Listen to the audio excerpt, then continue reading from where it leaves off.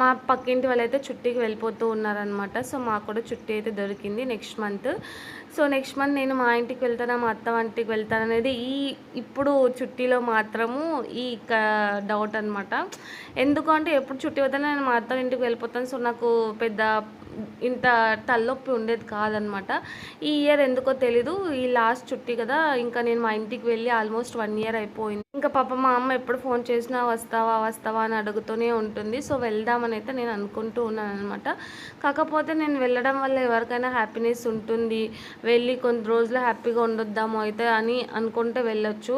కాకపోతే వెళ్ళిన తర్వాత గొడవలు, ఏడవడము అవి ఇవినే ఉంటాయి. సో అందుకే ఎందుకో వెళ్ళాలని అనిపించట్లేదన్నమాట. సో చూడాలి ఏమవుతుంది అని చెప్పేసి. ఇంకో 2-3 రోజుల్లో అయితే కన్ఫర్మేషన్ అయిపోతుంది అన్నమాట. ఇక్కడైతే మా ఆయన ఫాస్టింగ్ ఉన్న నవరాత్రుల్లో, అందుకనేసి నేనంటే తన కోసం సాబుదాని అయితే చేస్తూ ఉన్నాను. ఆల్మోస్ట్ మీకు సాబుదాని అంటే అందరికీ తెలిసే ఉంటుంది. ఈ ఇయర్ అయితే నేను ఫాస్టింగ్ లేదండి, ఎందుకంటే చాలా హెల్త్ ప్రాబ్లమ్స్ వచ్చేసి ఒక 1 మంత్ 2 మంత్స్ నుంచి అయితే నేను బెడ్ రెస్ట్లోనే ఉన్నాను. ఇంకా ఎప్పుడు ఫాస్టింగ్ ఉంటే ఇంకా నేను నీరసించిపోతాను అని చెప్పేసి నేనైతే ఫాస్టింగ్ లేదు. మా ఆయన ఒక్కడే ఉన్నాడు. ఏం హెల్త్ ప్రాబ్లమ్స్ అంటే ఎప్పుడో చూపించుకోవాల్సినవి చూపించుకోకపోకుండా ఇప్పటి వరకు అలాగే పెట్టుకుంటే అన్నీ ఒకేసారి వచ్చేసాయి అన్నట్టు. నాకు కర్మ, అంతే, ఏం చేయలేము. ఇక్కడైతే సాబుదాని అయిపోయింది. అండ్ కొత్తగా చూసేవాళ్ళు సబ్స్క్రైబ్ చేయండి అబ్బా please. And thanks for watching my channel.